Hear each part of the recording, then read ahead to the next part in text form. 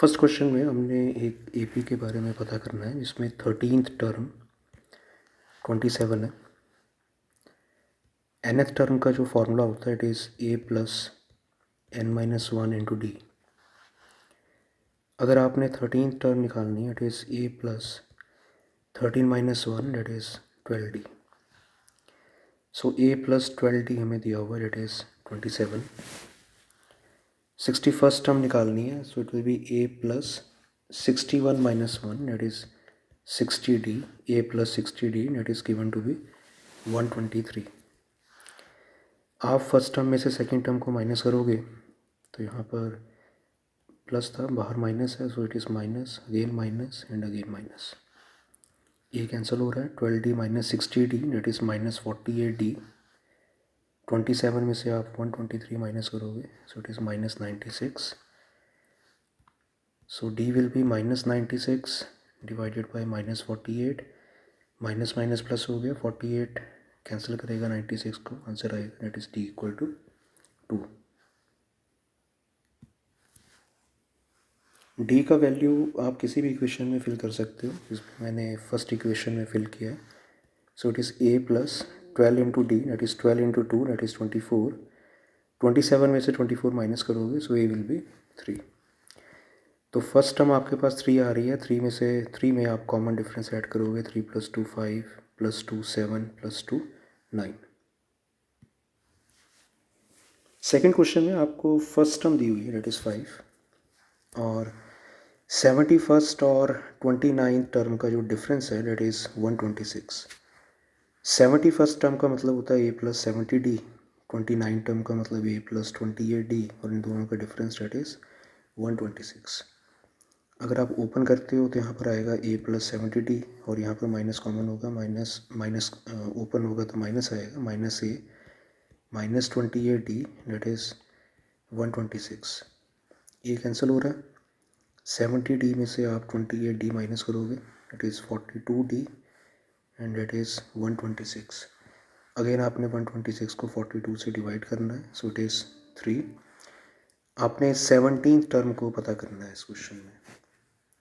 17th term will be a plus 17 minus one into D that is the general formula for A P. So it is a plus 16d। D की जगह आपने 3 fill किया, solve करके आपको answer मिला that is 53। Third question में आपने 4 digit के नंबर्स पता करने हैं जो 17 से डिवाइड होते हैं। सबसे पहले जो 4 डिजिट का नंबर है डेट इज़ 1000। 17 से मैंने डिवाइड किया, आंसर 58 और रिमाइंडर 14 आया। 1000 में से आप 14 माइनस करो इट इज़ 986, बट ये 3 डिजिट का है, इसमें आप 17 फिर से प्लस कर दो सो 1003 इज़ द फर्स्ट नंबर। इसी तरह से आपने लार्जेस्ट नंबर जो 4 डिजिट का होता है उसे 17 से डिवाइड करना है और इस केस में जो रिमाइंडर होगा उसमें से माइनस करना है। सो 9996 is the last 4 digit number which is divisible by 17। So first term is 1003, common difference is 17 और nth टर्म आपको पता लग गई डेट इज़ 9996। तो यहाँ पर फिलिंग करोगे, फिलिंग करने के बाद में आपको n मिलेगा that is 530।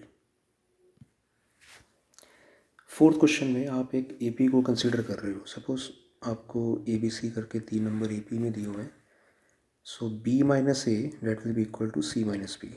So twice of B will be equal to A plus C। तो यहाँ पर 3 नंबर आपको AP में दिए हुए हैं, तो जो सेंटर वाली टर्म है उसका आप ट्वाइस कर दो, it is sum of first and third. जब आप एडिशन करोगे 6x और 6x कैंसिल हो गया और -4k में से आपने -2k किया सो इट इज़ -2k और यहाँ पर +2 आपको मिलेगा, k will be 2 by -2, so solve करके आपको -1 मिलेगा। फिफ्थ क्वेश्चन में आपने 50 और 767 के बीच में जितने नंबर 11 से डिवाइड होते हैं उनको पता करना है। आपको पता है कि जो 50 के बाद में नंबर आ रहा है इट इज़ 55। 55 के बाद में 66। 767 को जब आप 11 से डिवाइड करोगे तो आंसर आएगा 69 और रिमाइंडर आएगा डेट इज़ 8। 767 में से आपने 8 माइनस किया सो इट इज़ 759। nth टर्म आपको दी हुई है 759, आपको a पता है, कॉमन डिफरेंस पता है। जब सॉल्व करोगे तो यहाँ से आपको 11n माइनस 11 मिलेगा। 759 में से 55 माइनस करो 704। 704 में आप 11 प्लस करोगे, सो इट इज़ 715।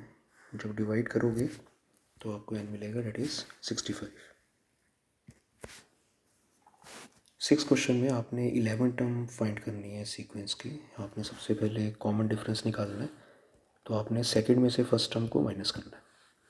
जब आप माइनस करोगे it will be a minus 3 upon a, and this is minus of a minus 1 upon a।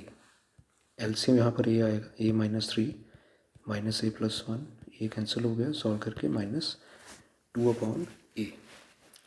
11 term आपने पता करनी है, so it is first term plus 11 minus 1, that is 10 into D.